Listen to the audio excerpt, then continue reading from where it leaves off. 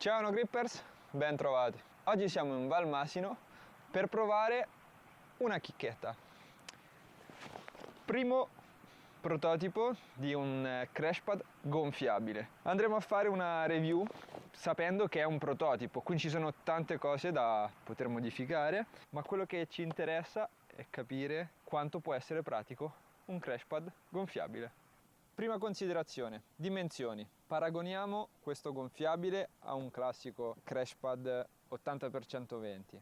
Evidentemente è molto più piccolo, più o meno ha come dimensioni da chiuso 60x40. Questo a cui facciamo riferimento è 80x120. In questo caso abbiamo anche la pompa che occupa dello spazio.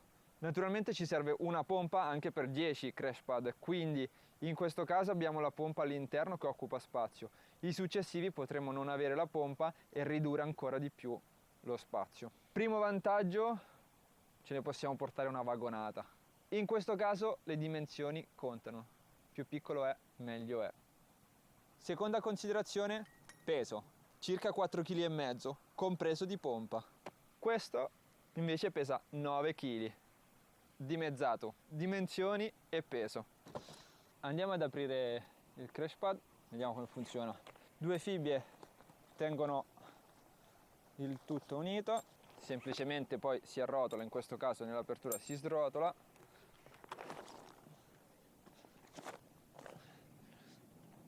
Questa è la nostra pompa.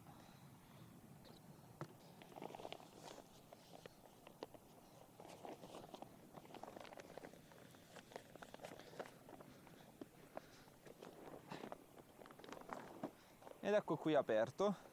E le misure sono circa 100x120.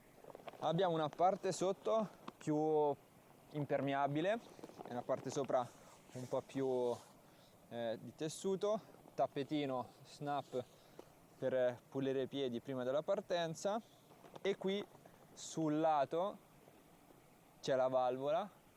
Se avete mai visto un SUP di quelli gonfiabili o un SUP, la valvola è la stessa. Adesso lo andremo a gonfiare. Pompa, due piedini, aperti i piedini, avvitiamo il tubo e inseriamo il tubo nella valvola. Pronti per il riscaldamento?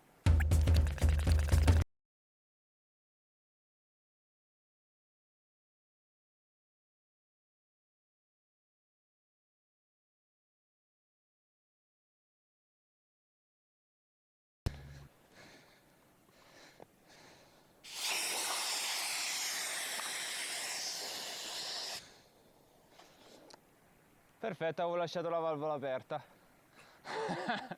Io non rifaccio, muoio qui. Giro la testa.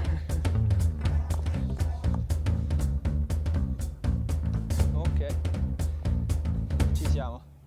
Circa 1 minuto e mezzo col fiatone. Sembra che l'ho gonfiata con la bocca. Ok, mettiamo a confronto i due crash pad aperti.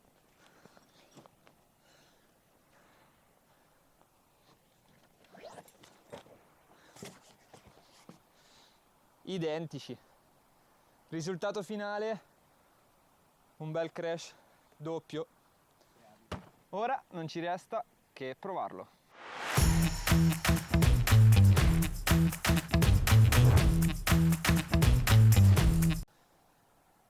Ok, cominciamo a testare questo crash pad.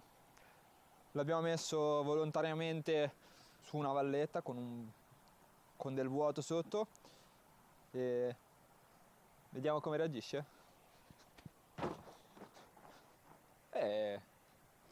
Copia bene il terreno. L'atterraggio è buono.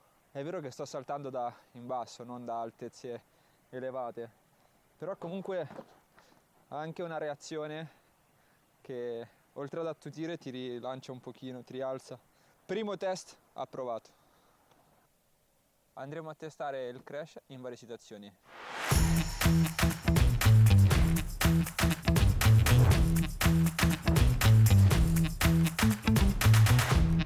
È strano, è una sensazione diversa dal solito perché quando atterri poi ti rilancia un pochino, è proprio, cioè non è solamente che ammortizza ma ti ributta un po' l'energia, cioè quasi.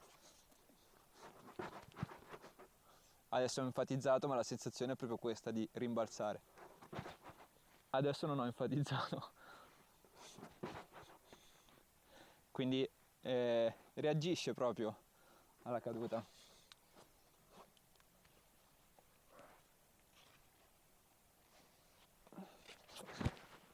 Questa era brutta.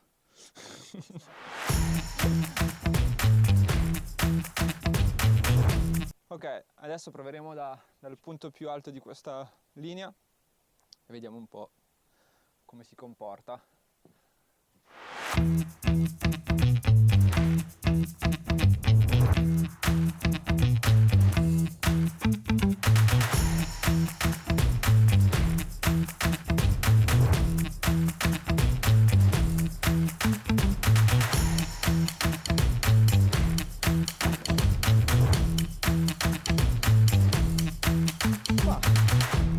Sicuramente un pochino più duro l'atterraggio dei classici crash pad,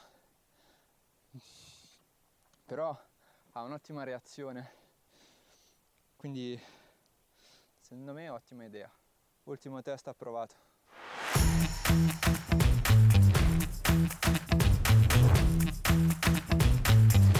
Una volta finito di scalare è semplicissimo sgonfiarlo. Basta spingere questa valvola e spingendo si fa una piccola rotazione che si blocca e si sgonfia da solo.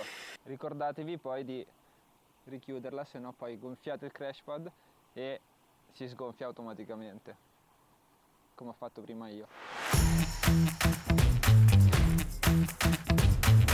Ok, l'abbiamo rigonfiato, così possiamo cronometrare anche quanto tempo ci vuole per richiuderlo. 3, 2, 1, via!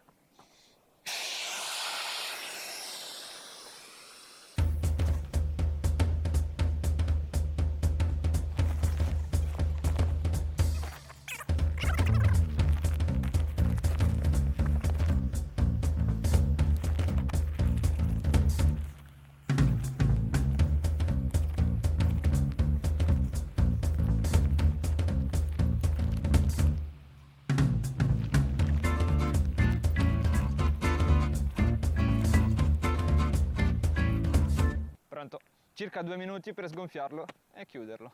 E adesso che l'abbiamo chiuso senza la pompa si può vedere che è ancora più piccolo e leggero, perché in realtà la pompa ha circa 1 chilo di peso, lo fa solo la pompa.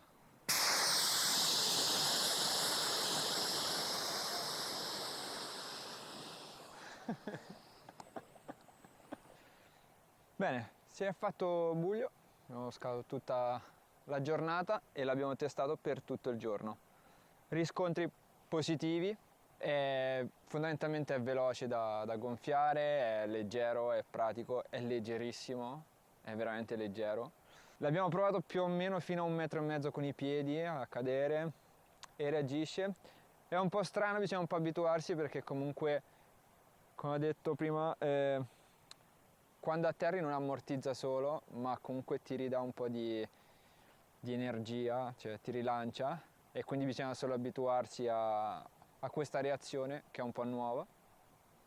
Sicuramente vanno fatte delle modifiche, questo è un prototipo, quindi andranno fatte delle modifiche sulla portabilità, spallaci e cose varie, però in linea di massima, considerando i vantaggi del peso, del volume, degli spazi, quindi la possibilità di portare tanti crash pad in più, sia in macchina ma anche in cammino, per esempio può essere un ottimo crash pad da esplorazione e lo rende un ottimo prodotto.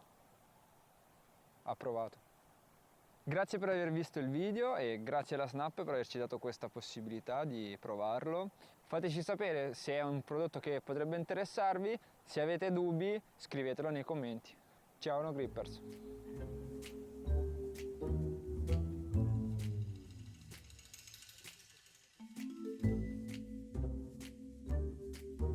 No dai, già ne dico troppe, posso dire altre cazzate. Guarda come balla. Sembrano le Love Rider. Senti le macchine, quelle con gli ammortizzatori sotto. Boom, boom. C'è una trota. Lo comprereste?